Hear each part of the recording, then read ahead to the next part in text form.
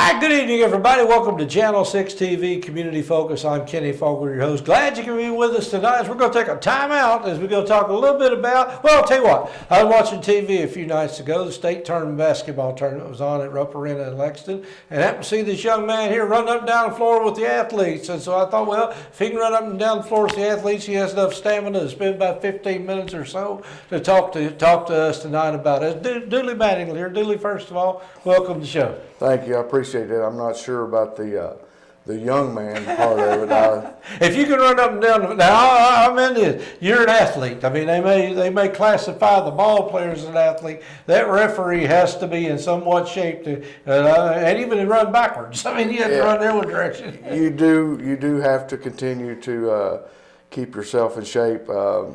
Most of you probably know, and you know for sure, Ken. I'll be 57 years old this year, and I took a hard look at how I was officiating the game several years ago, and was carrying a few extra pounds, and I decided if I wanted to move up and get to the point to referee the bigger ball games, I had to be able to get up and down the floor with these 16, 17, 18-year-old boys and girls. So I lost a lot of weight. I've been able to keep it off. I've been fortunate, and with that, some good things have happened. Well, over the last few years as well, you've become what I call a runner. I mean, you've been out running 5Ks and just running on your own almost every day of the week. I mean, I knew at one time you were running quite a bit. That's correct, and that's what you have to do. And I usually start about the 1st of August. I'll take some time off right now. Well, I say I'm going to take some time off. I've got a 7-mile run coming up in Lexington at the end of March that I've already scheduled to run, but I will take some time off and try to let the knees come back to where they need to be and rest. And it's a wear and tear on your body to do it that long. You don't get to Rupp Arena just say, okay, I'm going to go down silent to be a referee, and somebody call, okay, well, we need referees in Rupp Arena. I mean, you've been at this business for a while, and you had to work your way up through the system. Well, I've worked my way up the system, but I didn't do it on my own. I've had some good people that have took me under their wing, as you would say. Yeah. Randall Spalding, a gentleman here in Bardstown area who refereed several state tournaments himself. I remember Randall. He was kind enough to help me. I guess he could see that I had the potential. So it was up to me to decide if I wanted to use what he was telling me. I chose to do that, and every time I see him, I thank him. He was up there at the state tournament, and I walked up to him and thanked him again, and he's probably getting tired of hearing it. But people like that has gotten me to that point. I didn't do it all by my own.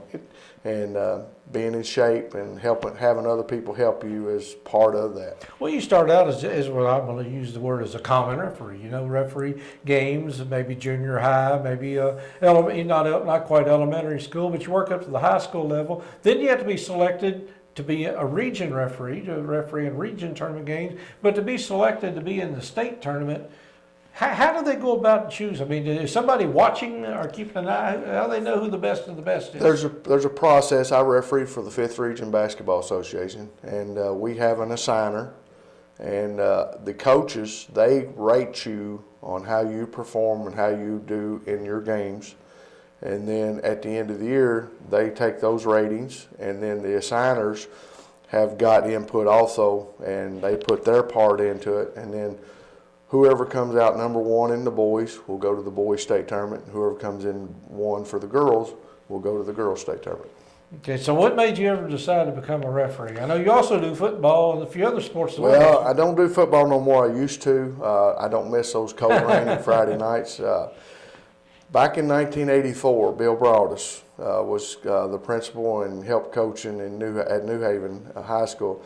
And he asked me, he said, would you be interested in getting your refereeing license and come and referee my games? Back then, you got to get your own referees for your home games. So Bill asked me, and I said, well, sure, I would love to do that. So they really thought anything about it. So I got it. So 34 years later, here I am.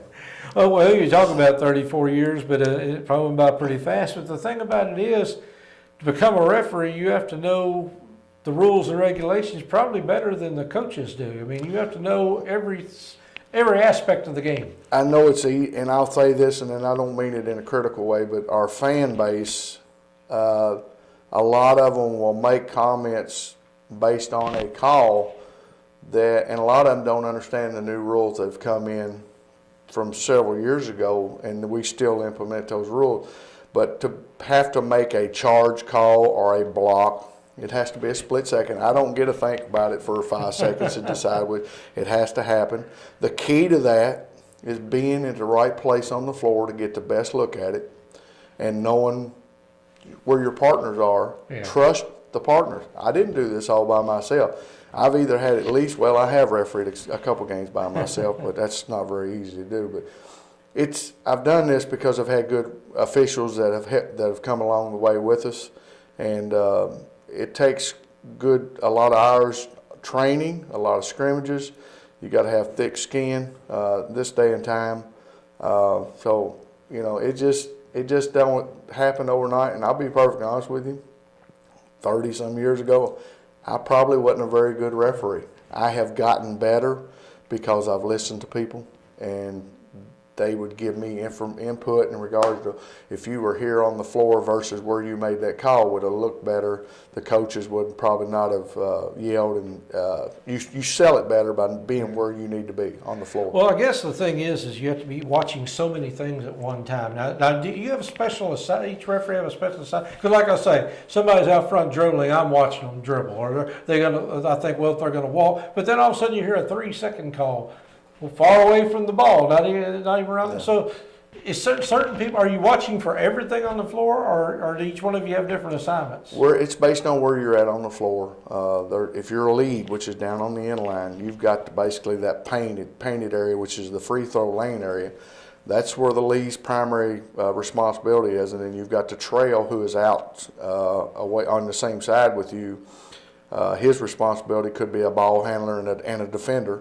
And then the C across, or slot, whatever a lot of people call it, he's got that where anything coming off ball, illegal screens, and that type of thing. Pregame is very important. Mm-hmm. When we do a game, we pregame and we talk about potential plays. If we got to drive to a basket, who's going to make that call? Let's give lead the first look. If we got a call, freeze, be patient, maybe yield to somebody if I've had 3 or 4 in a row. But it's good to be able to work with someone several games, so you know what they're going to do or not do. So I refereed with 15 guys up there this weekend that I had never 14. There was one gentleman up there that worked the state tournament with me in 16. But you work with him, but if you know what he's going to do, you know he's a good enough referee, because he's at the state tournament. Just be comfortable and call your area. Let the game come to you is what I try to do. Well, you mentioned earlier having a thick skin, but obviously you have to, because you're not only getting yelled at by the coaches, but the fans. Sometimes the players even get involved a little bit. So how do you handle that? I know me, I've got a little mean streak in me, and if somebody started yelling at me, I'm probably going to get a little upset. My wife, and we talk about it all the time, seems like when it gets closer to postseason, my tolerance level slams shut. I don't put up with much foolishness because I've been into it. But one of the things that I try to tell my crew and younger officials is that be patient. If a coach asks you a question, be courteous to him, answer his question. Now, if it gets to that point that he keeps on, so just turn around and say, Coach, we've discussed this, we're moving on. But I think the one thing, just because you're wearing that striped shirt, it doesn't give you the right to be Johnny Bad, whatever. Yeah. You still got a responsibility to make sure that you're calling it correctly, fairly. The thing I hear a lot of times is you've got a team that's pressing, they're reaching and they're hiking, and the fouls are 9-3, and the coach will say, "Well, the fouls are 9-3," and I said, "Coach, do I really need to explain that to you?" And let him think about that, because other teams playing zone, and you're going to have that a lot of times. It's not what we're doing. They're reaching, they're pushing people in the block. So that happens a lot. You just got to be able to communicate with the coaches, and if you do that, normally, most time you talk to them, it'll be okay.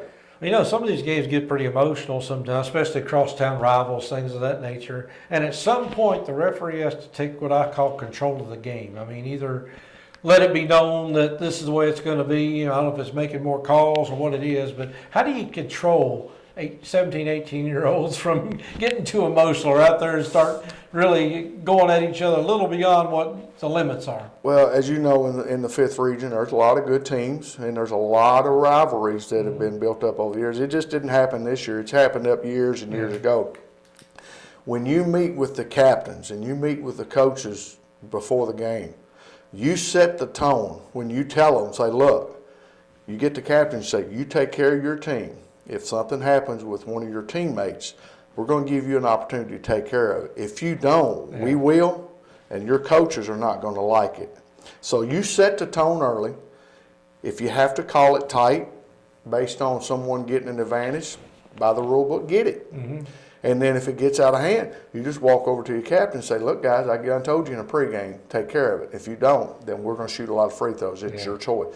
A lot of times they'll listen to you, and coaches will listen to you. Okay, you're sitting in the stands sometime or watching on TV. Are you think you're more or less critical of the refs? Like if they make a bad call or something you disagree with, or you want to say, hey, you missed it, or you just a little more talk. Well, how do you look at refs? Because we all look at refs a certain way. A fan looks at the ref as not necessarily the bad guy, but they look at them both ways. If it's a call good for your team, that's a great ref. If it's a call bad for your team, well, the referee was terrible. You're correct. We got a 50-50 chance. We're going to make 50% happy and 50% mad. I'm going to tell you what my father-in-law has said when we were watching a UK ball game. And he says, I love watching a basketball game with Dooley because he never gets excited. and I can look over and say, what do you think, Dooley? And I said, well, college rules and high school rules are a lot different. But based on what I could see sitting here, I think he got it right, and everybody else is yelling, especially on blocks or charges. That's the biggest thing that I think separates people. They don't understand that the rules are different between a high school level and college level, like slapping the backboard. In high school, if you're making an attempt on the ball to block a shot and you slap the backboard, it's not an intentional act. It's nothing. Well, you'll hear people, you got to call basket interference. It didn't affect the shot. Yeah. So that's just one example that people, and like I said, and I don't mean to be critical, it's just doing it for so many years. Yeah, years ago, I thought they was worse. I said, where'd y'all get these clowns? As you get older and you realize it and you have bigger ball games, you knowing what the rule is, yeah, you got that right.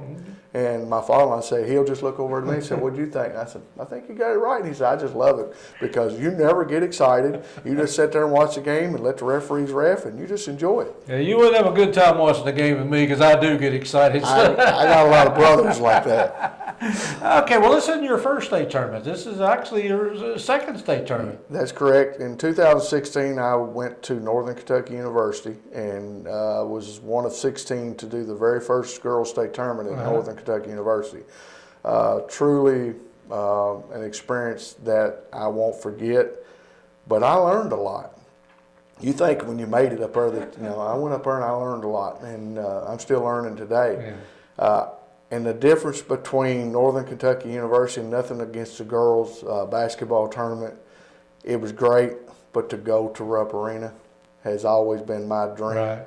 And it come true, and it's nothing like it. Yeah, well, I can understand. I called a couple games on the radio there, and I probably remember those as much as I do any game I've ever done. Now, you got a ring out of this, too, I think. Well, yeah, I got a ring. When I refereed the girls, you have to pay for it. But anyway. But still, ain't too many people got those. There's not too many, and I'm going to get one for the boys. I told my wife, I said, I'm going to go ahead and get another ring because one of these days I'm going to pass away, and I'm going to have one ring each for each of my children, one for the girls and one for the boys, and so I'll get to share that. One thing I would like to say is probably, I'll try not to get emotional about this because it was such an experience up there at Rupp Arena this year.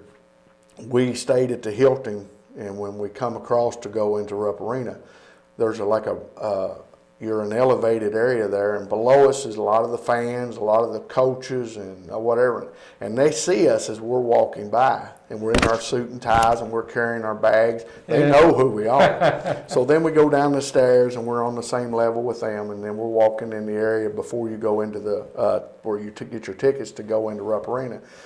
And this year, I had a Boyle County coach South Oldham coach, George Rogers Clark coach, Mason County athletic director, come up to me and remembered me from games that I have done for them, and thanked me for being fair and always working hard.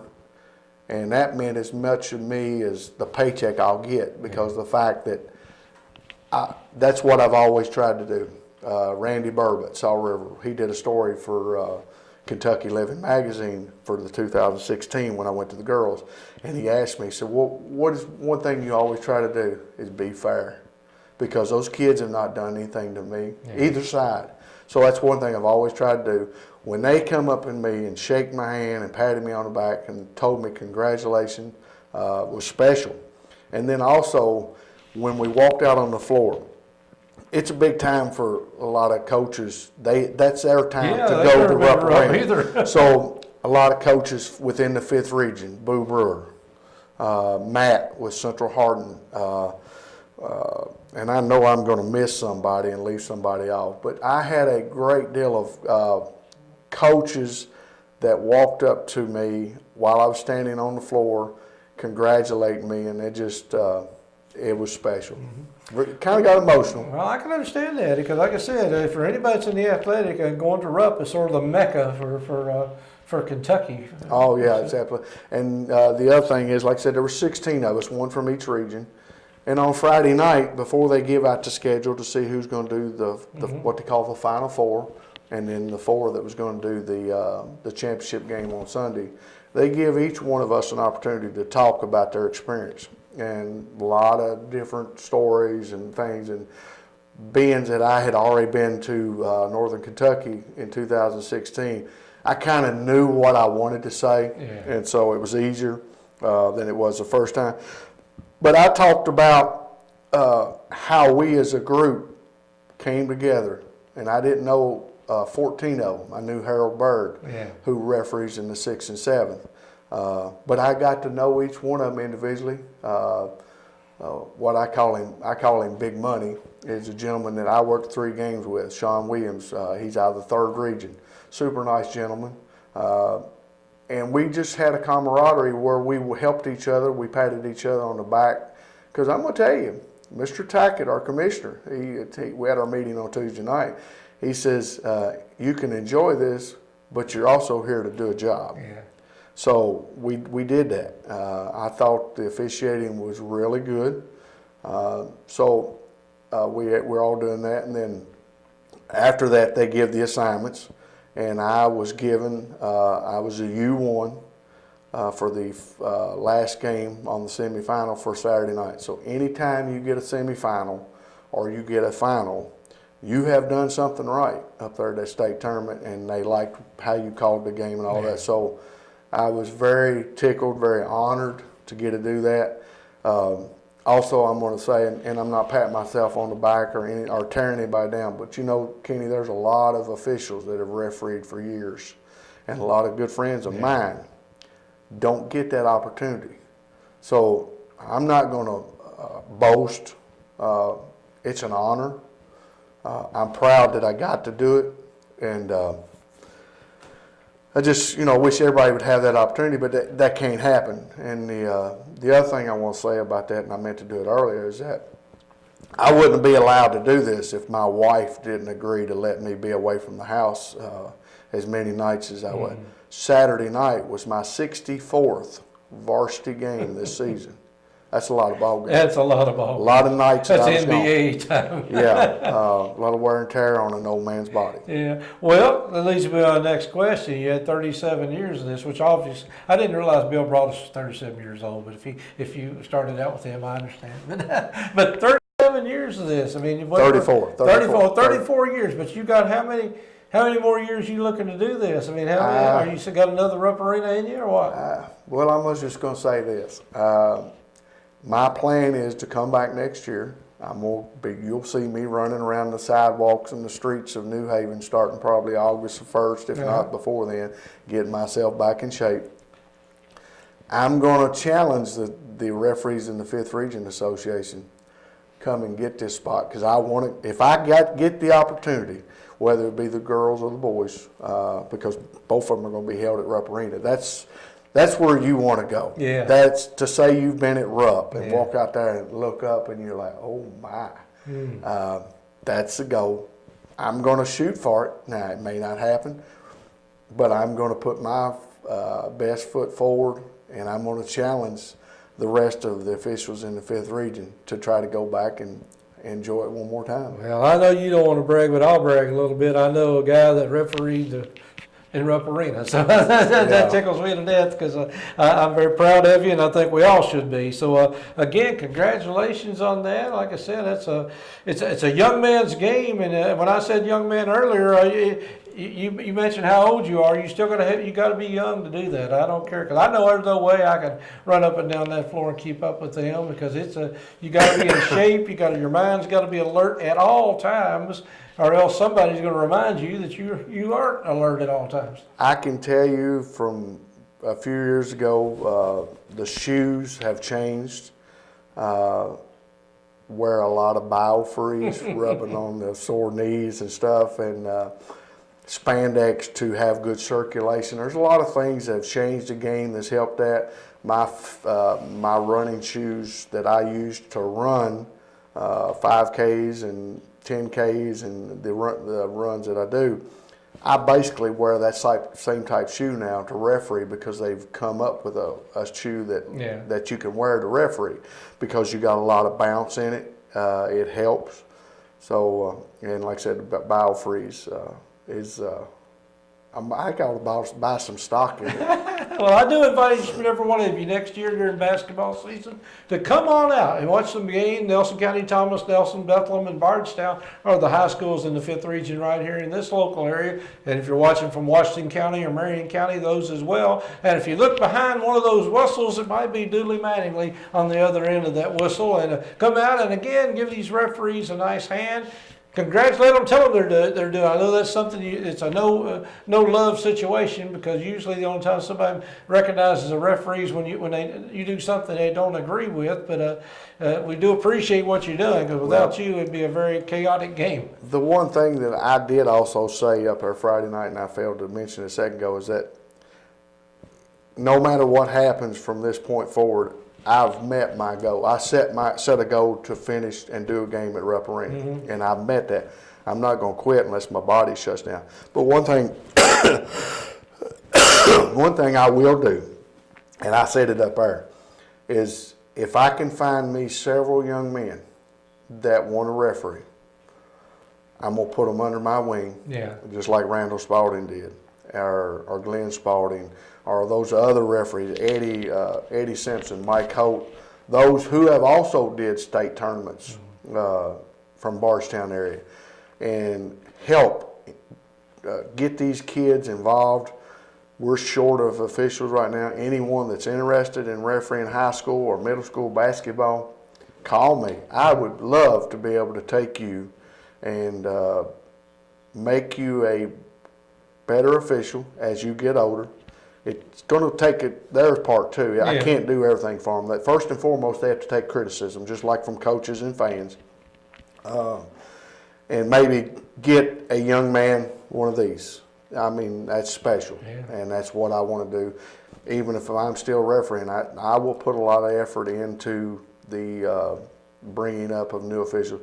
I'm the president of the 5th Region Association. Next year will be my 4th year as president. So that's my job, is to try to train and bring in new officials and help them get to that next level. All right, well, if you want to keep your hand in the game or get in the game and you've always wanted to be a part of basketball, give Dooley a call, get in touch with him. He's on Facebook, I know that. So you find him on Facebook or somewhere else, and maybe you can start a whole new career, and maybe someday you'll be in Rupp Arena as well. So Dooley, appreciate you being here. Congratulations one more time. Again, that's quite an honor, and it's quite an honor for the 5th Region, Bardstown and Nelson County, and as well as you, because you're not the only. We're going to share that honor with you. So I appreciate it. I went, like I said, I called and went by a lot of coaches that I had refereed starting out. I called Mr. Broadus and told him I called Tank Mattingly, who called the very first game with me at New Haven back in '84, I think, or '85. And Bill Broadus said, well, it's a Mattingly and Mattingly show today.